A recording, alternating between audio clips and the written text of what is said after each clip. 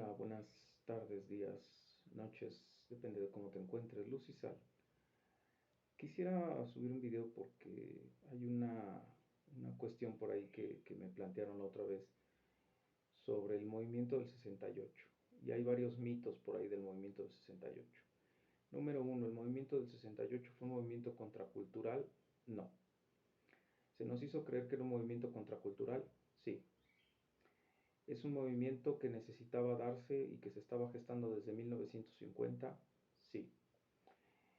Se tenía que gestar este movimiento porque había una necesidad de empezar a romper lo que la reproducción en masas había logrado. Es decir, que grupos poblacionales completos creyesen en un modelo ideológico que para ellos ya era decadente. Para los 1950, 1960, se está hablando del fin del Estado benefactor y se está hablando de la caída del capitalismo y pues no se sabía si se iba a entrar a un poscapitalismo o qué, pero había que reformular la idea del capitalismo.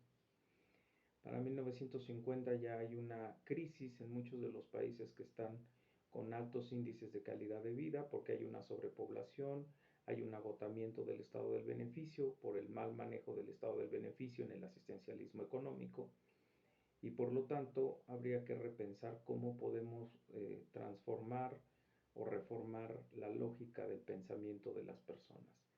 ¿Qué grupo era fácilmente vulnerable y era un grupo que era muy activo socialmente hablando y es un grupo que fácilmente puedes entusiasmar con ideas que le alimenten el ego y que además se las pongas con un discurso estético?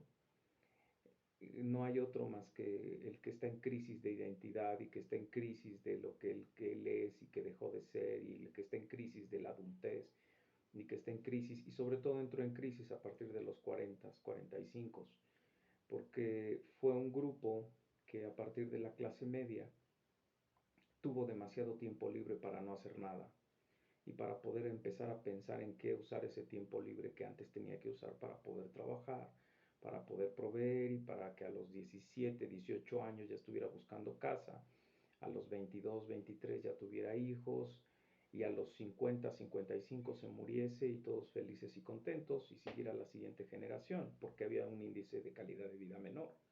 Pero de repente sube el índice de calidad de vida, tenemos índices de calidad de vida de 70 a 75 años y ahorita ya 90, 95 en los países azules.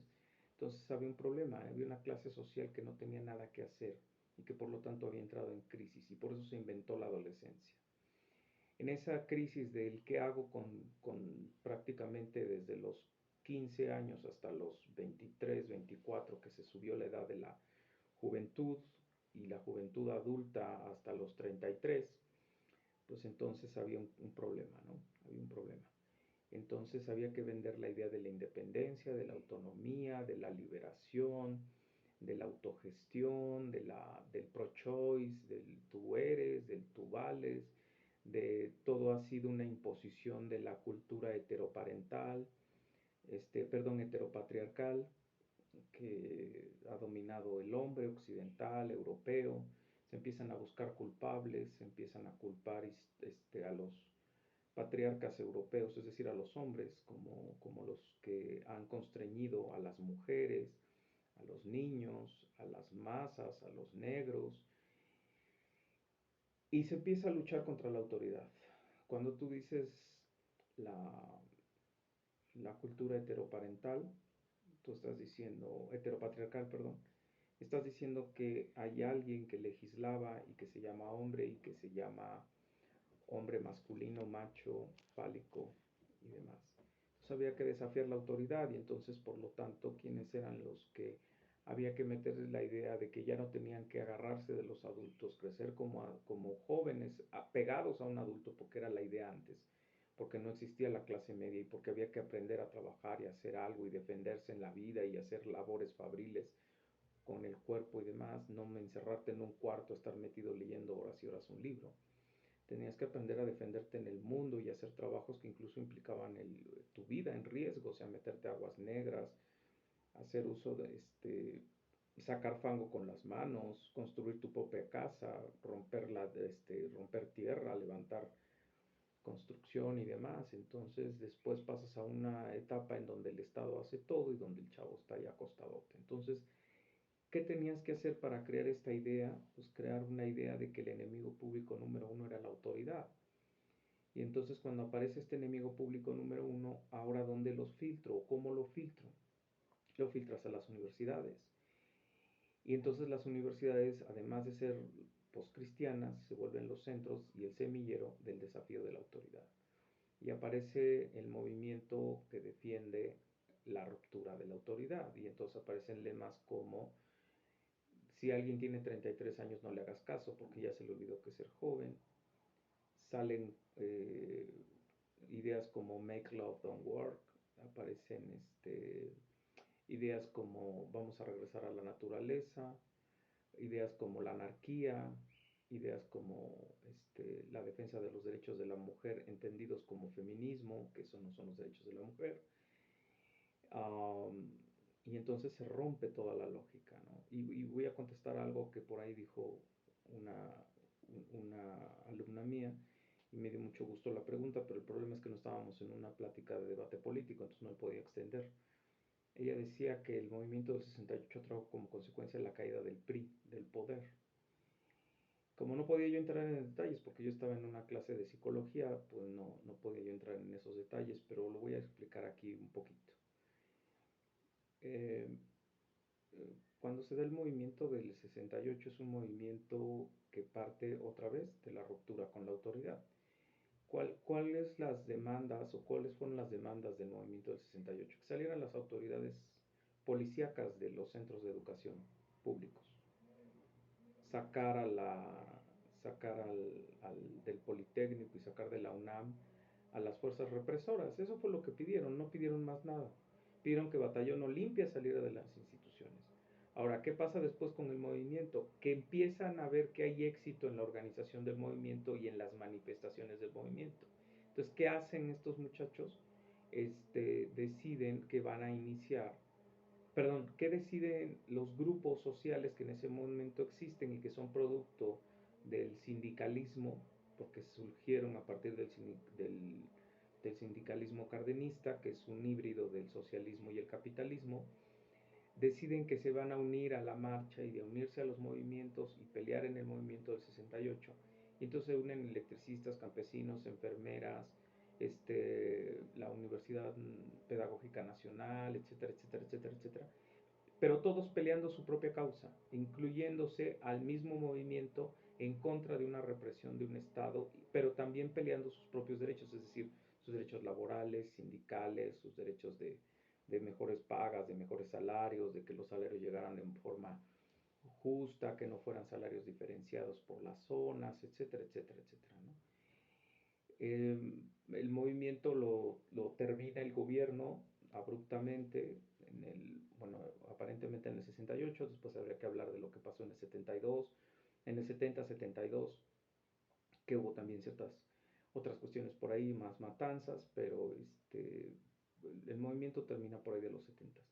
La respuesta que yo tendría que haberle dado a la alumna es, de acuerdo a todos estos datos, el PRI no pudo caer porque el PRI cayó hasta el gobierno de Vicente Fox Quesada, y el gobierno de Vicente Fox Quesada entra al poder por la sencilla razón de que Salinas de Gortari nos mete al escenario internacional, que ya había empezado la exportación de México con los mundiales y todo lo que tú quieras, pero a nivel económico, empresarial y como país metido entre los grandes de la competencia mundial, no lo éramos hasta que Salinas de Gortari nos baja la deuda, quedamos como país de primer mundo, nos incorpora con los 20G, nos incorpora a la OCDE, o sea, nos deja con una economía que aunque fue vendiendo todo, nos deja con una economía sin crisis.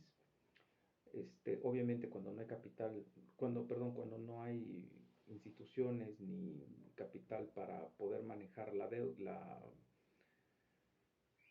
los pagos de todas estas privatizaciones, pues obviamente se vino la caída en el 94, pero a lo que voy es, nos manda al escenario internacional, y el escenario internacional demandaba que diéramos garantía de que éramos un país de primer mundo. Y una de las cosas que México nunca tuvo, al menos 70 años, fue alternancia política. Entonces la alternancia política es una necesidad que el mismo entorno cultural, económico, político y el escenario mundial al cual ya nos habíamos aventado o nos habían aventado requería. Entonces no tuvo nada que ver el movimiento del 68, ¿no? De hecho, eh, todos los que famosos líderes del 68 que no estaban como que identificados o que no fueron amenaza y que se les logró callar con un hueso, terminaron con diputaciones, terminaron con escenarios en el gobierno, terminaron en el PRD, en el PRI, etcétera, etcétera. Los que sí eran líderes peligrosos, pues terminaron asesinados, ¿no? Hubo por ahí un caso de un tipo en el 2010 o 12 que se le ocurrió decir que iba a hablar sobre cómo habían sido lo de las matanzas del 68 y lo mataron en un hotel en México, ¿no? Entonces, hay muchos que todavía siguen en el extranjero asilados, que muchos que siguen, etcétera, etcétera. Ellos, en realidad, ellos ni siquiera pelearon la idea del socialismo, ¿no? Que esa es otra mentira, porque ni siquiera lo conocían. El socialismo fue madurando después, porque la UNAM también tuvo que entrar a la idea del socialismo, y afortunadamente en México no logró entrar, ¿no? Como sí pudo entrar en Argentina y se le tuvo que sacar a punta de pistola con Augusto, perdón, en Chile, y se le sacó con Augusto Pinochet a punta de pistola, ¿no? Entonces, afortunadamente aquí en México no logró entrar, simplemente entró como un híbrido, y bueno, finalmente habría que reconocer que no fue propiamente el movimiento del 68 la caída del sistema. De hecho, incluso tuvimos las Olimpiadas del 68 y totalmente controladas y totalmente silenciado todo lo que había ocurrido en ese momento en el país. Entonces no había nada por qué poner como mensaje directo que el PRI había caído por esto, ¿no? La dictadura continuó, salió Díaz Ordaz, entró Gustavo Vaz, después de Gustavo Vaz entró, híjole, no me acuerdo, no quiero decir un montón de, bueno, entraron los que siguieron, siguió por ahí Portillo, perdón, no sé si estoy saltándome alguno, entró López Portillo, después entró Miguel de la Madrid, después entró Salinas de Gortari, después entró Cedillo y después entró Vicente Fox Quesada, ¿no? Obviamente. Entonces, pero nunca hubo una línea directa entre el 68 y esto, ¿no? Que lo que sí podrías decir que fue una línea directa del 68 fue que la escuela o que las universidades públicas se tuvieron que descentralizar porque se dieron cuenta que tener universidades centralizadas traía como consecuencia que eran bastiones ideológicos que podían desatar problemas sociales. Esa es otra cuestión. Y además, vuelvo a insistir, ellos no trajeron, o sea, el movimiento del 68 no llegó a México por parte de la UNAM, llegó por parte de los Chicago Boys. Y entonces los Chicago Boys fueron los que metieron esta idea aquí en México, ¿no? Que es el grupo de la escuela de Chicago, que fueron los que metieron el cambio del postestructuralismo y del funcionalismo en México. Espero que haya yo contestado la pregunta, Luz y Sal.